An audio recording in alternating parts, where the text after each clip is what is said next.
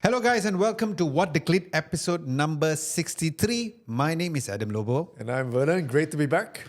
So the title for today's episode is that your 2026 flagship phone might be dead in year 2028. 10. Second of all, there's this very interesting product which I haven't seen yet, which Abang Vernon has chosen, which is this thing called the GLYDE AI hair clipper.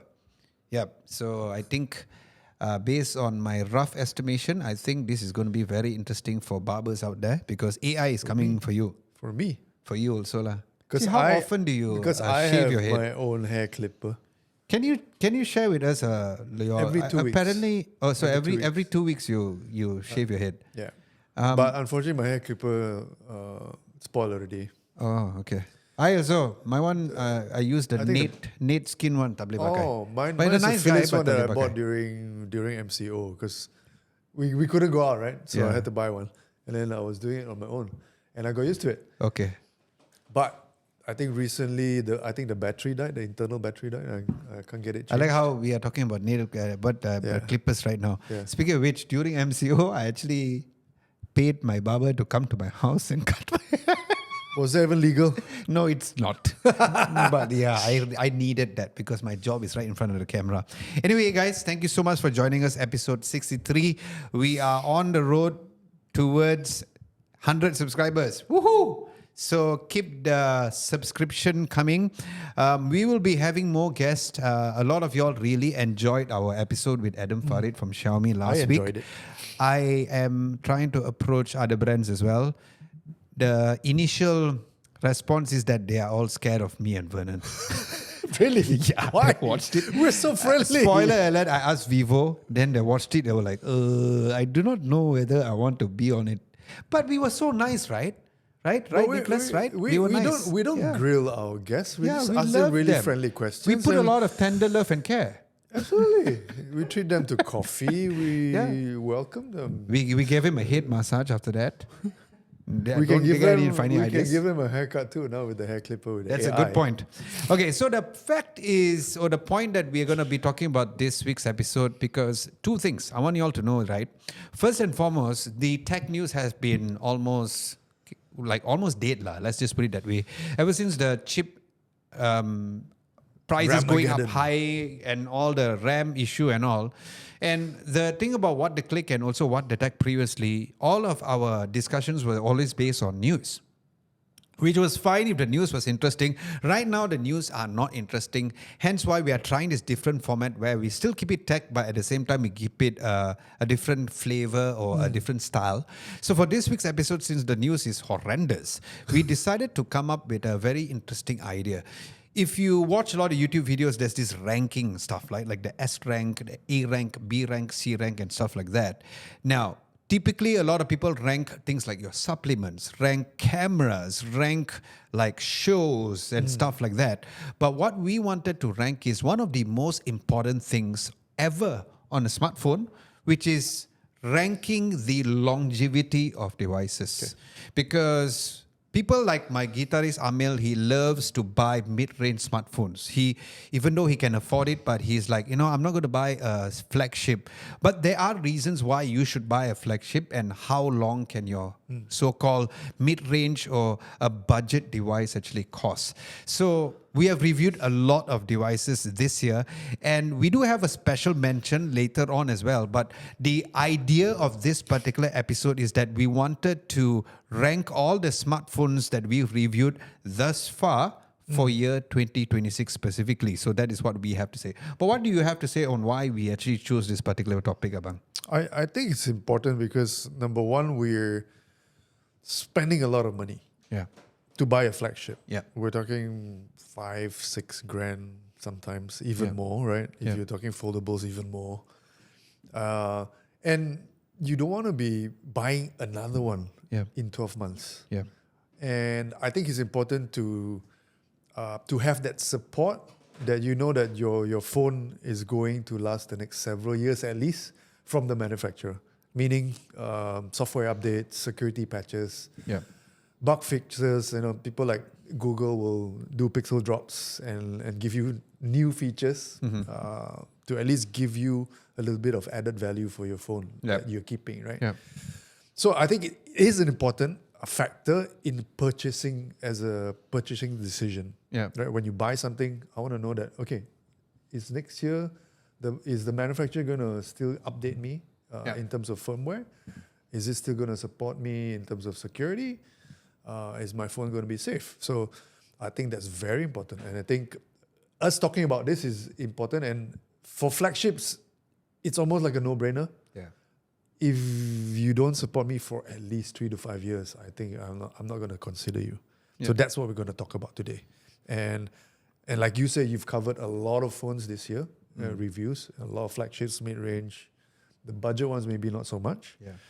But today we are primarily going to focus on the flagships. So we'll talk about flagships. Before we go into all of the devices that we reviewed, I like how you mentioned about pixel drop. Now, first and foremost, of course, the Google Pixels of the world and the foldables is not yet released. So we're talking about devices which has been released in 2026 thus far.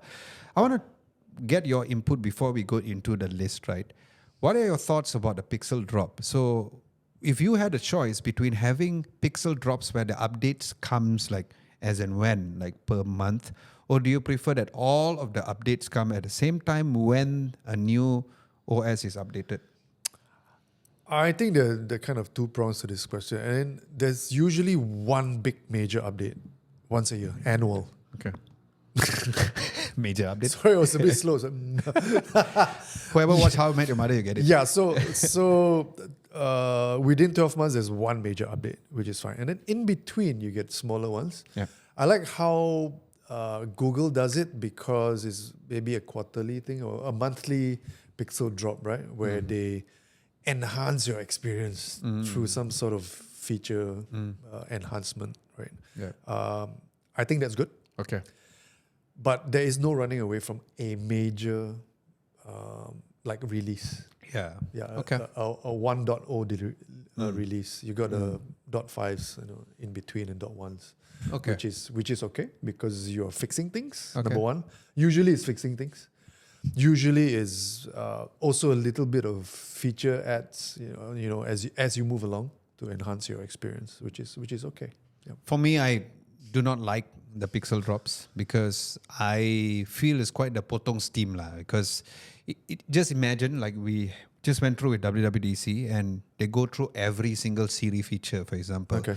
Imagine if Apple turns around and say that, the first 3 feature comes out today and then the other 3 more feature comes out later on. So I feel it's quite a potong steam. Okay. And I would prefer, I'm in the camp of wanting the update to immediately come rather than later. So like Pixel had this feature or this app called Ramble, whereby it helps. So that one is coming later on, for example. So for me, it's like, why don't you one-shot release it? So that is my so-called argument to that point. But we love to get your feedback. Do you prefer the updates coming like how Pixel does it, or do you like it to come out one shot? For me, I prefer it to come out one shot. Come out one shot. But for Abang, he doesn't mind a pixel drop. I can understand where you come from because it makes it a bit more relevant, and also from a marketing perspective, maybe it's like, oh, we came out with this feature, but I just feel like I prefer it to be out one shot. But I think the answer to that is a lot of things are iterative, meaning if you're building one big feature, it may take a lot of time to build, to develop, right? And there's a lot of development time involved, testing involved before this big release can be released. Yeah. So if you're going to wait for every single feature to bundle into this big release, it might take some time, it might be delayed, and you might not get it in 12 months. You might get it in 18 months. Got a point. So why not release what you can within that 12 months, and then the rest would be rolled out iteratively over like something like a pixel drop where it's monthly. That's nice. Okay. I get what you mean. If you install third-party kind of ROMs like for Android, right? There's also different tracks, meaning there's like a daily track, there's a monthly track, there's maybe a very stable track where they release updates. Yeah. So if you're on a daily one, you get updates every day. But there's also a risk of things being broken and not quite ready. So that's the risk you have to take. So it's almost like a developer track where you. So do you think that the reason why Google does this is because they want to make every single update stable before they come out with something new? As a public release, it should be stable. Okay. It's like iOS. You have the developer beta. You get 4 or 5 iterations, and then you have a public beta which is going to come out in fall. For instance, and then right before the 18 release or major release of a new product, that release is going to Got it. come out. Okay, that's a very interesting topic, but yeah, we would love to know your thoughts in the comment section below. Let's start off with the first flagship. I would say that 2026 released this flagship first and foremost. It was the very first flagship. It was the first unpack that we went in the US. Very interesting story in case you all missed the previous episode because I was stuck in Munich because of the whole thing happened in the world. The Samsung Galaxy S26 Ultra. Now, the highest in terms of the tier of the update lifespan, because we're talking about 7 years of OS and 7 years of security software. Last time they were always behind Google. Right now they are matching Google's level. It comes with a Snapdragon 8 Elite Gen 5 chipset, which is the latest and greatest, and we all know how amazing Snapdragon chipsets are. I'm glad that they didn't go with the Exynos one for the main one, because that was one of the arguments that they had, although I personally and Vernon does not have any issue with Exynos, thing, right? but it's a perception thing. Of course, the key hardware differences would be the amazing software from One UI, the 6.9-inch dynamic AMOLED 2x display, 5,000 milliamps and 60 watts of wired charging, which has been increased compared to the previous generation. Now the price, and remember the price obviously varies depending on where you come from, but the current promotional price that Samsung is selling this is 5,499 ringgit, right? 5,499 ringgit. So Abang, where would you put this particular smartphone, the S26 Ultra, in the ranking system? I think it'll be pretty much high up because of the update High up lifespan. meaning an A or a B or A, definitely A. I mean, it's an S. It's an S. Yeah, I guess it's an S series, right? Okay, so you plan to put this on the S rank, the highest rank, right? The highest rank. Got S. it. Okay, Because why 7 would years you put is- it? Okay. Number one is 7 years of major OS updates. I don't know how long this phone is supposed to last, but Yeah. 7 years of major updates is a lot. I mean, I remember those days when it was just 2. Yeah. And also those days when it was even before One UI, when it was Samsung experience and the previous softwares. TouchWiz. Yeah, TouchWiz and all. I remember like we were waiting for years for a major update to come, It's right? changed a lot. Yeah, It's and changed a then lot. we used to go online and just go and download. Like, they say, okay, I got the update and do a video about it, and it does well, and right? if you're Motorola or Lenovo, you'll be checking every day, Yeah. and there's no response. So Yeah. you don't know whether it's coming next year, Exactly. tomorrow, or next month. Okay. It's terrible. Okay, so the Samsung Galaxy S26 Ultra is on the S rank. Obviously, it's a flagship, and I think the main selling point here is the fact that it comes with 7 years of OS and 7 years of security updates. And of course, the software speaks volumes, because we all know, and if you had ever tested or owned a Samsung phone, you would know that that is one of the best things about owning a Samsung phone is the ecosystem, and also the fact that it has One UI, which is a very stable overall UI experience, not so much of a bloatware of an issue. So that is something that you can consider. So if you own a Samsung Galaxy S26 Ultra, the good news is that that phone will last for a very long time, besides the software update, but also from a durability perspective. And it feels very nice and light, which is something which I really like, because I do daily drive that phone when I can as well. The second phone that we have on our review list, maybe you can talk about that, Abang. It's the Vivo X300 Ultra. I mean, it's very highly rated, Yep. especially in the camera department. Yep. I think you've done extensive A lot. testing, a lot of videos and photos that you shot across the world, not only Malaysia, but especially in China. It was Lijiang. What a beautiful place. Amazing photos. Yeah. So in terms of updates, the Vivo gets 5 years of major OS updates with 2 years of security patches, I think. So for total of 7. Okay, got it. That's a lot. Of course, hardware specs wise, you already know typical flagship specs. Snapdragon 8 Elite Gen 5. It's got a really good screen, 6.8 inch of LTPO OLED. big ass battery, 6,600 milliamp per hour, Massive silicon carbon. which is silicon carbon, Yeah. the right choice, and 100 watts of charging, which is brilliant, of course. In terms of pricing, it's depends on where you buy it from, but it's between 54.99 and 58.99. Yeah, it also depends on the type of variant that you go for, like the storage and the RAM variant. So where would you put the Vivo X300 Ultra with 5 years of OS and 7 years of security updates? This is definitely top tier, so it'll be the S. S-Ranker. S-Ranker. S-Ranker. Yeah, I know it sounds very obvious, but I think that would be the case. I think the only thing that people may need to get used to is the software. I think that if you had to put a rank within the S rank, I think the Vivo X300 Ultra would go just slightly below the S26 Ultra because of the new Origin OS, which is nice. But for people who are not familiar with it, and at the same time, the ecosystem that Samsung provides is, of course, way more superior than the Vivo X300 Ultra. And yes, because of the amazing OS updates and also the durability of this particular phone, because when I am still using the phone, I never put on a case and it has been great. The screen quality has been great. There's no scratches when it comes to durability, so that would be great. The next phone, which is in the list, is a phone that we reviewed very quickly to do a comparison with the Vivo X300 Ultra, which it was titled that someone is going to get very angry. And yes, there were a lot of very angry people in the comment section when we did the Vivo versus OPPO, in case you guys haven't checked the video out. Where are these angry people from? The angry people are the fans of OPPO. So that's quite a funny video, because in that video, a lot of people are nitpicking on how exactly I don't say that OPPO is better. He says that when OPPO is better, I said both are great. But in the end of the day, the results show for itself. There are certain situations I remember very clearly, like I love OPPO's front cameras. It's very nice, very natural skin tones.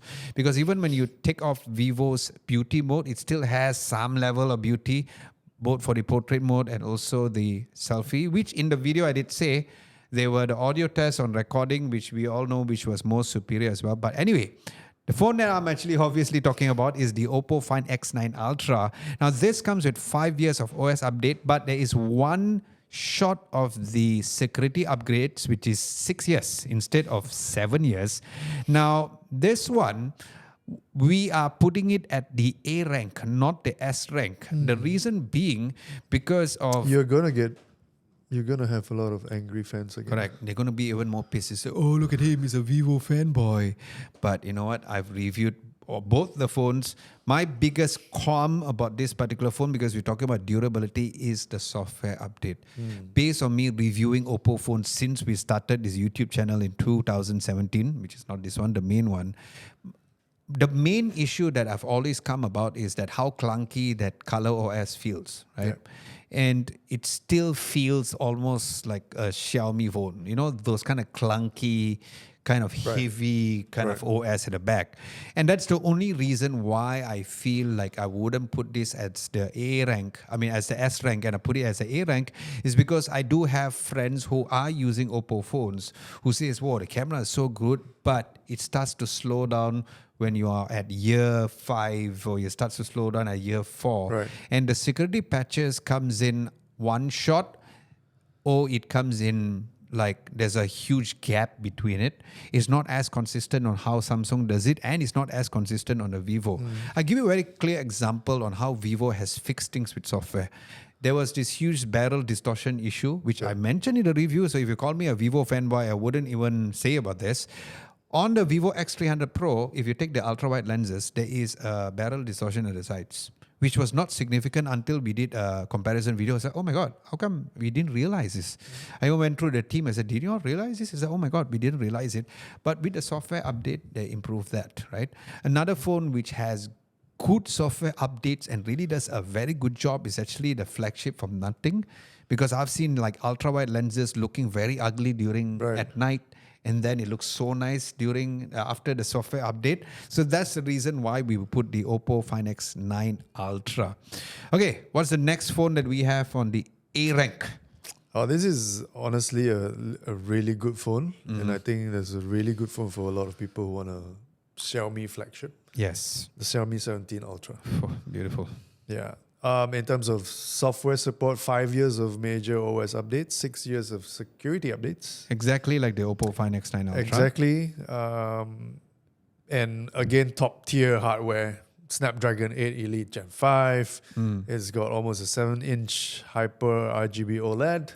Beautiful screen. 6,000 milliampere hours of battery with 90 watts of hypercharge, amongst other things. Yeah. It's got a really amazing camera system. I mean, he's done a lot of extensive tests.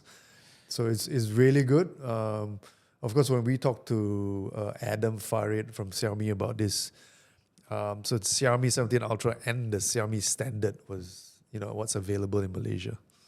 Yeah. So these are the two choices. So the approximate price is about 5,699 ringgit, depending on the variant. Now, one thing which, when we reviewed Adam last week, he said that, and it is true, that the Xiaomi 17 Ultra and the regular was the very first Snapdragon 8 Elite Gen 5 phone to be announced. They actually announced it the year before, at the end of the year during the Snapdragon Summit. Where Snapdragon Summit, in case you all do not know, is actually a yearly event, similar like your Dub, but it happens in Hawaii in the month of either October or September. What a nice place to have a Beautiful summit. place. Yeah, it's a beautiful place. And based on my experience of the Snapdragon Summit, there are areas where, because Snapdragon is not only for the smartphones, right? They also are in cars. They're also on earbuds, headphones and stuff. They're everywhere. So they've always did this habit of announcing the very first Snapdragon phone, and is on the Xiaomi 17 Ultra. Two things I need to tell you about this particular phone. The reason why it's at A rank, because again, I feel like the software is a little clunky, still bloatware. My guitarist Amil Khan just bought the Xiaomi 17T Pro, and he was a little annoyed with how that the software feels. But he was checking out Sam Beckman's video, and he was like, oh my God, using things like Nova Launcher and all, because it's an Android phone, you can make it look however you want. So that's what one was of the he best using things. before? The He was using a Samsung phone. Oh, Yeah. So I think that's one an of the, that's an interesting change. Yeah, so that's what I'm takes- saying. So when you come from Samsung, I always tell people that if you always use a Samsung phone, if you're going to change to any Android phone, probably not the Nothing phone, you will come to a point where like, what the hell am I changing to? You get what I mean? True. So that's exactly how he felt. But after using Nova Launcher and figuring out how great it is when it comes to how you can customize things, then whatever skin does not really matter, even though we talk about it a lot. I still do not like launchers, because I still have the thing at the back of my head whereby like it's going to slow down the phone. If not now, maybe in 2 or 3 in a generations. sense, they do. Yeah. I feel because it's like an overlay of your. It's always the OS. first time it's fine, but it seems like after at least 1 or 2 years, 2 years lah, paling maximum, right? Or paling minimum, then it starts becoming a bit more slower. I personally prefer ROM rather than a skin. Yeah, like a got like it. a launcher. Like a launcher. Yeah. Got it. And one of the second thing which I want to mention about the Xiaomi 17 Ultra is the fact that these two phones, right? The Xiaomi 17 Ultra and the Samsung Galaxy S26 series. I always feel like those two phones are the forgettable phones. You know why? Because they always release at the beginning of the year. Which is some people forget. So one of the things that we are going to do soon, because yesterday the weather was a bit nicer, is that I'm going to do a long-term review of the Xiaomi 17 Ultra. First impressions, my friends, is the fact that when I started taking photo, and I purposely did not want to take a photo in the morning or in the afternoon, I purposely took a photo like about 6 p.m. We're starting to get a bit more dark. They can see a nice sun reflection on the buildings, like almost like a golden hour kind of thing, which you're right. And one biggest thing that I noticed, having used the OPPO, having used the Vivo, is that every lens, even though the focal length or every zoom value, it's so easy to take a photo, especially the stability. So like, for example, like Vivo goes up to the Ultra goes up to 70 times zoom. The OPPO goes up to 100 or 120 times zoom. But when you go Nothing beyond does 100, 120x. yeah, which is horrendous, looks like a wasted chewing gum. But one of the things is that I noticed that Xiaomi has this, when you take a picture with the high zoom values, I think it starts to kick off from the 50 zoom onwards. There's a small box, right? Yeah. So it will tell you when it's locked in the focus. That way, you know that, okay, You're it's not gonna green, shake. they Yeah, take yeah. a photo. That small, tiny detail that I put into the camera app really is a huge underrated feature compared to any other phones. Because obviously, when you zoom digitally a lot, you do not know because it looks blur, because it's the AI going to take control after that. But it's nice that Xiaomi 17 Ultra or Xiaomi phones in general have that little box there to indicate that, okay, it's time for you to take a photo now. And then the results are very magic. Yesterday, what's interesting is that even though it was a little of a golden hour, I used Leica Vibrant. Leica Vibrant, because I just wanted to get the colors, because I still feel like authentic. It's a little too desaturated for what I like. Those days, probably maybe about 3 years ago, maybe the 12 series or so, I felt like the Vibrant was too saturated. Right now, they have balanced off the vibrancy a bit more better because of the tuning of Leica. And the Xiaomi 17 Ultra, we put it at the A tier rank, not the S tier, because of the fact that we still feel like, yes, you have 6,000 milliamps of battery, which is lower than the OPPO Find X9 Ultra, which is 7,050 milliamps of battery. So, of course, battery wins over there. But when it comes to the overall durability and how long it can last, we will put it similar to the OPPO Find X9 Ultra, which is the A rank for this particular phone. Interesting. Yeah. So, the next one, we're going to be going to another Chinese phone. China. Talk to us about this phone, Abang. I cannot recommend this phone. But anyway, Yes. we're talking about the HUAWEI Mate 80 Pro. Okay. A phone that we reviewed. That's why we are talking about it here. Yeah, it's apparently durability focused. Okay, so it runs a Kirin 9010 Plus. Okay. It's their own proprietary chip. In terms of other hardware, second gen Kunlun glass, so supposedly really tough. What's unique about it? IP68 with IP69, dust and water resistant, and it comes with Huawei Care Plus and a battery pack. So which is quite nice. Pricing wise, 4,999, almost 5,000, and up to 5,499, depends on the spec and the variant that you buy. So tell us more about the 80 Pro. The main thing that everybody needs to know is the fact that the Mate series kind of disappeared for a while in the global market. It was released very frequently previously, but it was the first phone which kena that whole US sanction. So that's one of the reasons why the Mate was fully affected. And then the P series from Huawei was renamed as Pura, which is very interesting fact, which we are going to do a review on that. I am trying to look for the software updates. What's interesting is Huawei does not quote officially how many major OS updates. Yeah. There's no fixed timeline. There is supposedly long-term software support, and they deliver monthly security patch updates to users, which is a little bit weird. Yeah. So if you just have a quick Google AI overview, it says that it can support up to 5 years of software update, which is still very shaky. Yeah, it's a bit shaky, to be honest. So probably, I mean, we did put it here at A, but you got a very good point. Probably we are not going to put this in A. Let's put this in C then, right? It makes more sense. Yeah. Because I think again, how long it will last, that's a huge question mark. Longevity-wise and sustainability-wise, I cannot recommend a Huawei phone. Okay. Simply because of GMS. So the Huawei Mate 80 Pro goes to the C rank on devices that will last you for a long time because of the whole idea of that. When will the phone really be officially supported? And I think longevity-wise, we also have to think about the Kirin chip Yeah. where we don't know what's going to happen, and we don't know what's happening with them. Also, Whether it yeah. can sustain that long, in terms of There's no performance, 5G. because it's untested for Yeah. us. I think it's new, different from a Snapdragon, because we know how that performs over time Yes, and correct. stuff like that through our experience.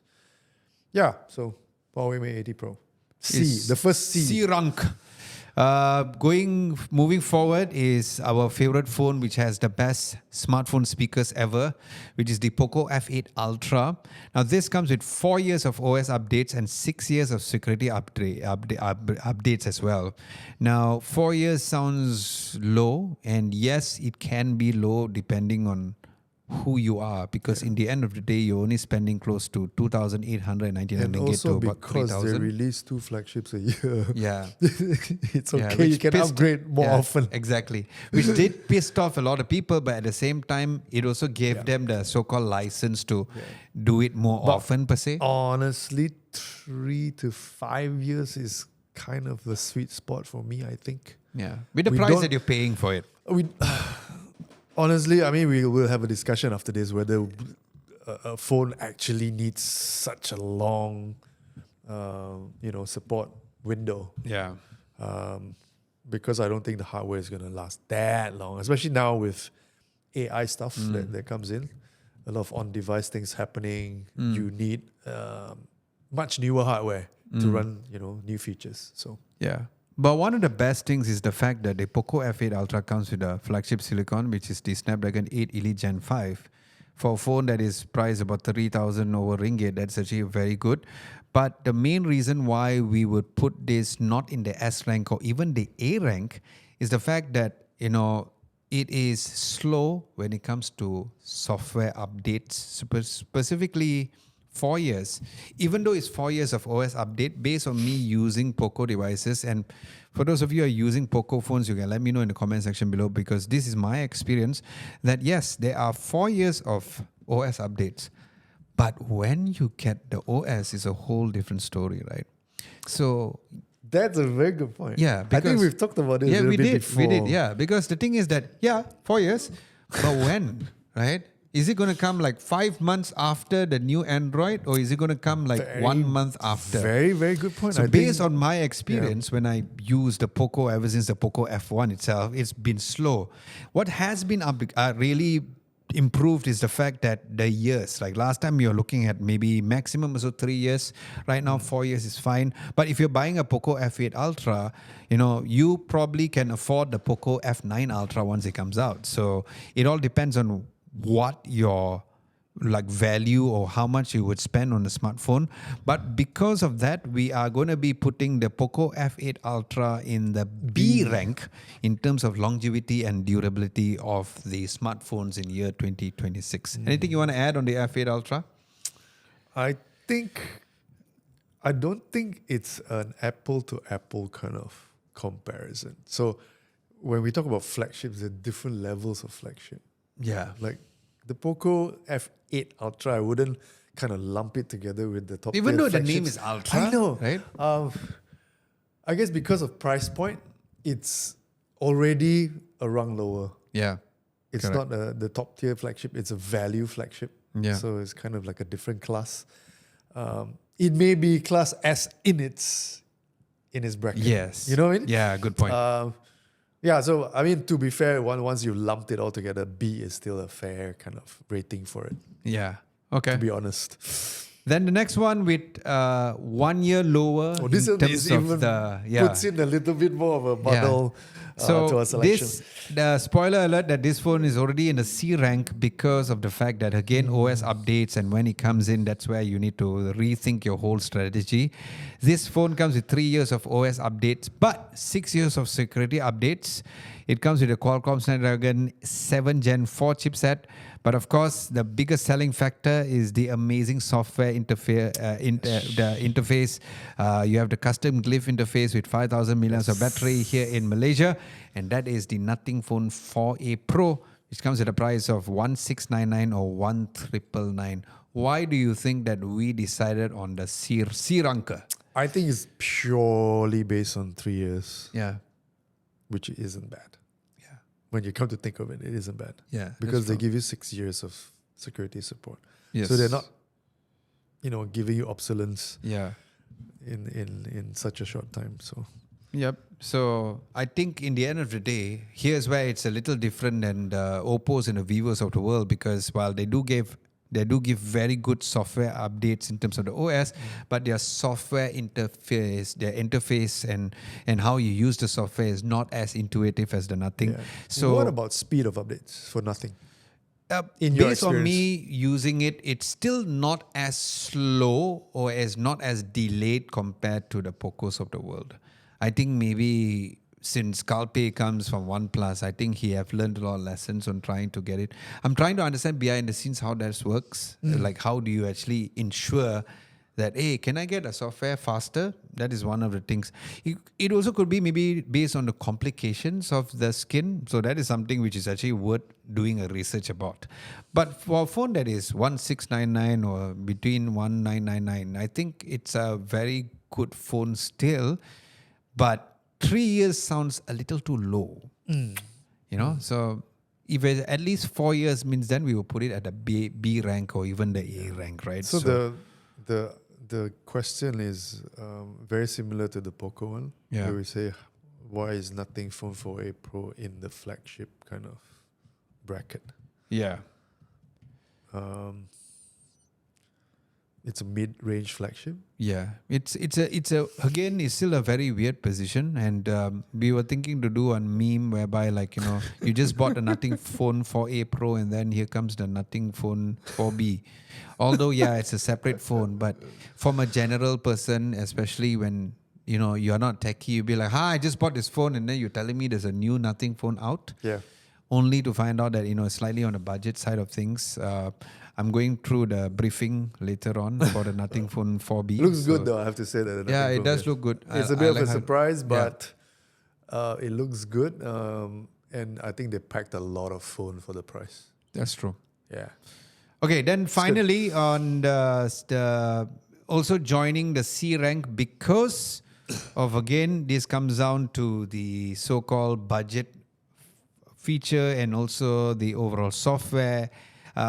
This is the POCO X8 Pro Max, the 8500 milliamps of battery beast. Camera's not so great. Gaming is great. Battery life amazing. It comes at a MediaTek Dimensity 9500S. So performance-wise, it's still okay. But when it comes to longevity, that's a whole new thing altogether. This one comes, although, with a slightly better OS update compared to the Nothing Phone 4A Pro. 4 years of OS updates and 6 years of security updates. But like I said, for the POCO F8 Ultra, the biggest problem with the POCO phones at this point in time when it comes to lasting longer would be the speeds of how fast that you will get the latest software as well. But price is, of course, the biggest factor over here, because 1399 to 1699 is the Malaysian price, so you can do your conversion accordingly. So this also goes into the C rank of our overall ranking. So how do you give this whole conclusion for this phone, Sabang? My conclusion is that I think longevity is an important factor when it comes to purchasing a device.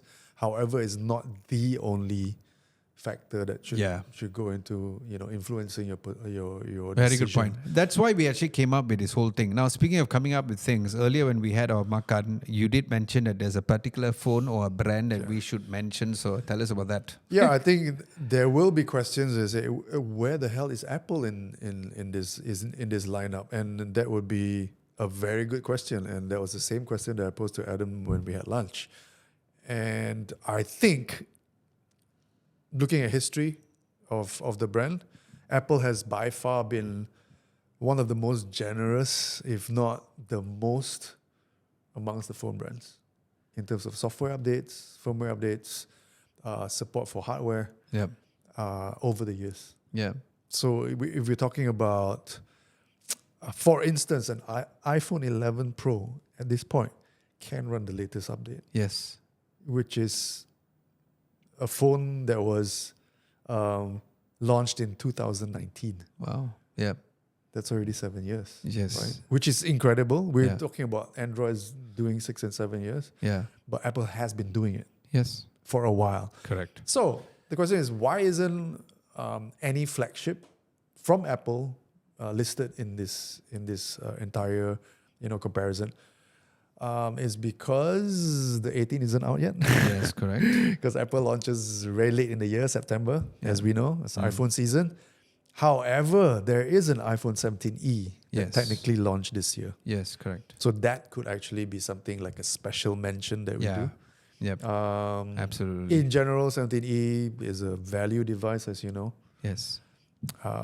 3,999, 2,999. Yeah, and the thing is that they do not have issues with getting the updates fast. Like every really good. phone gets it. Yeah, Apple's really good. Even I though have to it's say. an E, it does not mean like there's no discrimination in terms of like, oh, you're the E, so I'll give you the update later on.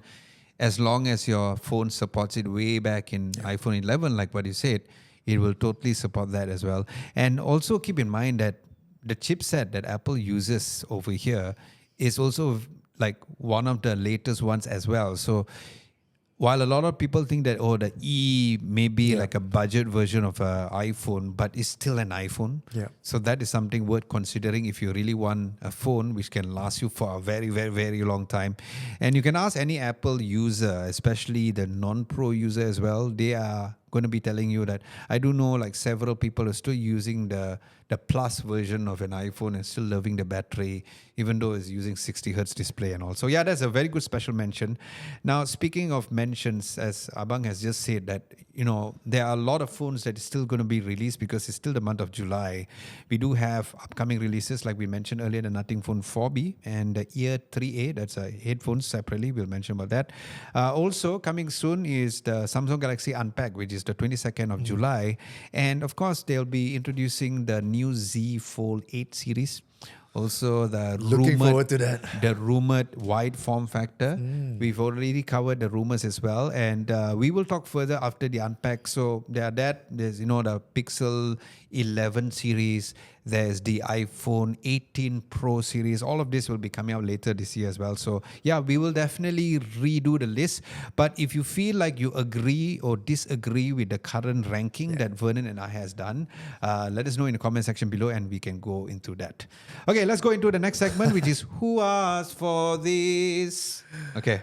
This is gonna chop your hair off. Oh wow. Okay. Literally. I've been thinking to go both out also lah. Hopefully safely. So this thing is called GLYDE. It's an AI hair clipper, as if we don't have enough AI, stuff out there.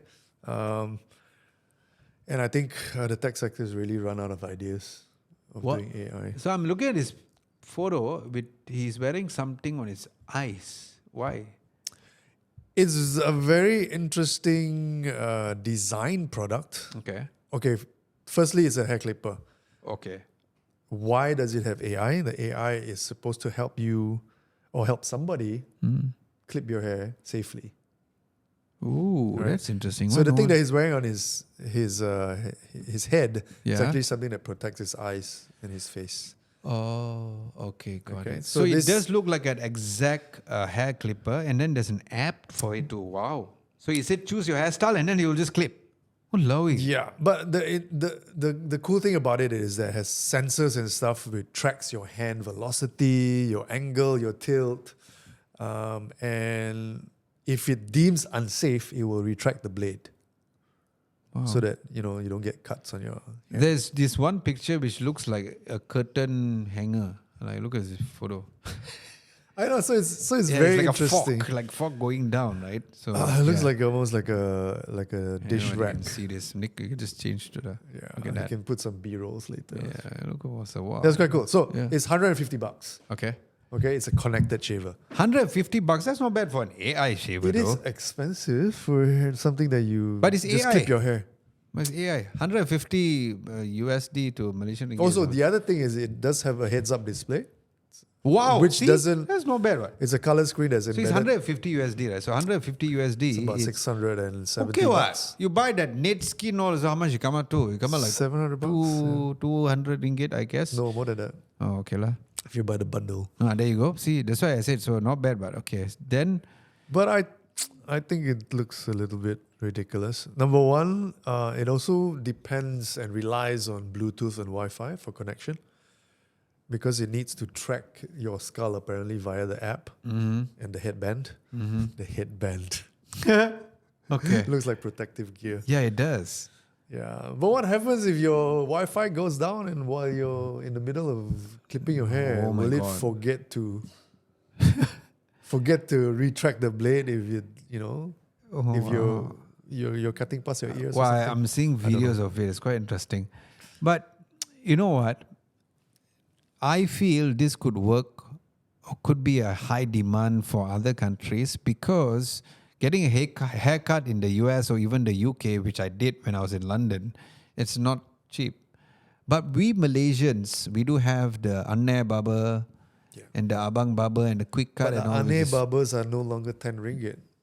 It's I true. remember It's true. MCO days. Yeah, it's true. The reason why I had a hair trimmer was because during MCO I had to buy one. My hair was looking like this sprout of broccoli. Oh, You cannot imagine Yeah, because I don't have hair right now, but my hair correct. was literally like that. Okay. And I had to buy a Philips hair clipper, which I did, and Okay. I got used to it. okay. But of course, once things were open and all that, I would go to the quick cuts. I would go to the Ane barber, which was 11 ringgit to 12 ringgit at that time. Yeah. But now everything's like $30 for a zero haircut for me, which is a waste of money. Yeah. It's $30 per pop. So it takes 5 minutes. apparently, Little Bird told me that you had long hair. I did have long hair. Can you share some pictures on? And Nicholas will put his picture here. I don't want to shock the audience. Oh, so I was like, Abang Werner had long hair. Yeah. Now, you did note something here which I want to disagree with you. Okay. You said that at nearly 140 euros, you could go to your local neighborhood barber, sit for a comfortable leather chair, complain about football and all. But, you're buying this, you're keeping it, ma. That one, you just go one shot only, what? So, isn't this a better investment, per se? 6, 7. I think it's a matter of perspective. Okay. Number one, I could do it on my own twice a week. I mean, twice a month. Okay. Right? That's how often I go to Okay. the quick cuts anyway right now. 60 ringgit per month, Okay. as opposed to, let's say, 660 for 100 times. Okay. Then you would have gained back your investment, right? Okay. But like my trimmer that I bought, it's now dead. Okay. So that's Same. That's one of the things. Number two, it's Something. also about service, right?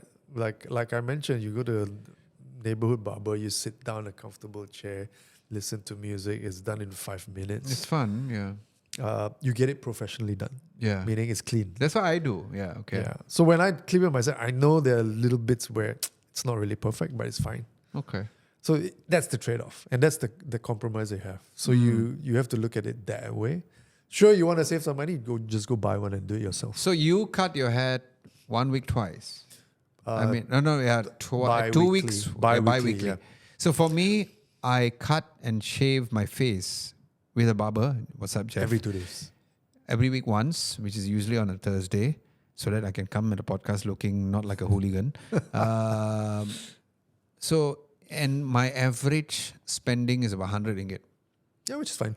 So it comes out to monthly 400 ringgit, right? And it includes trim of the beard and stuff. I would say this would You come would in say very more. handy, because not for my hair, but probably for situations where I'm traveling, where like I'm traveling over 1 week.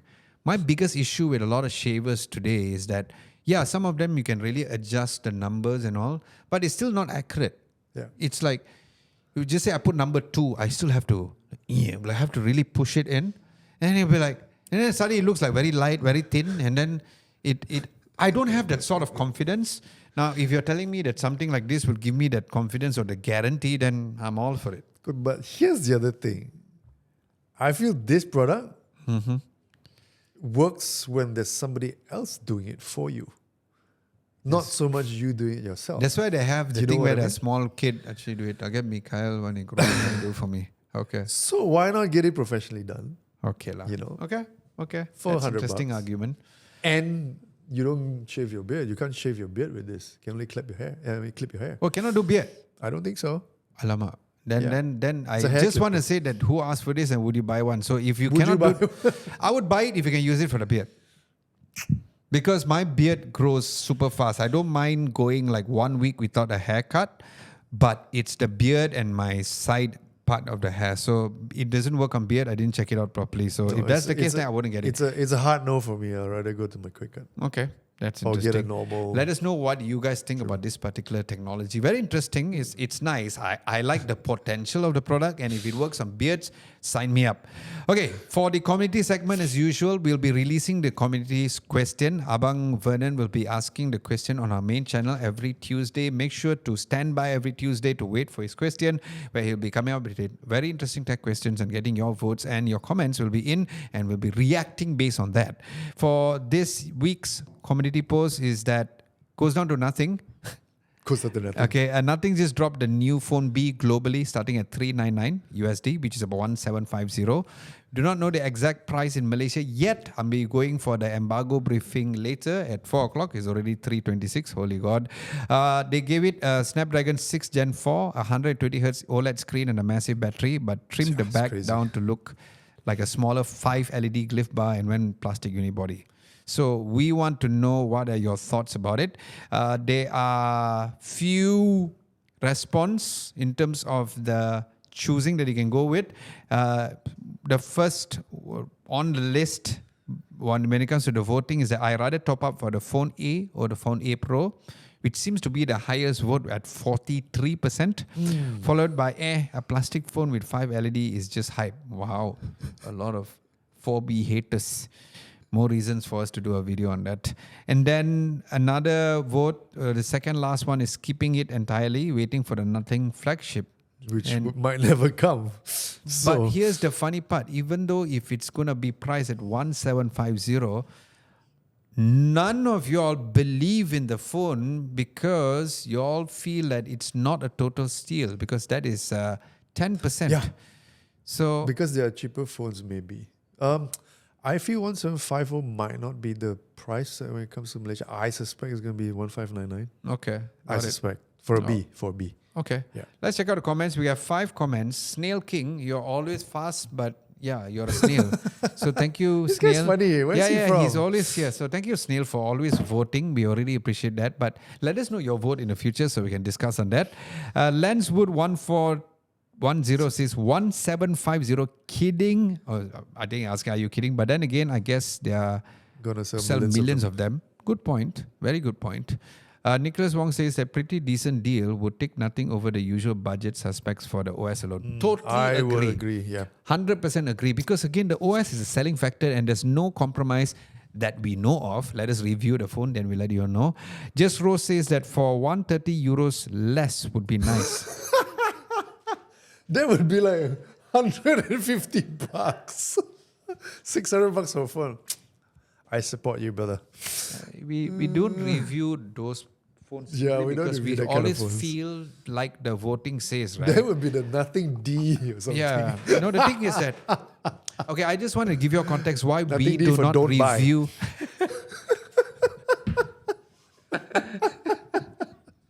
Nothing B is what? Baka.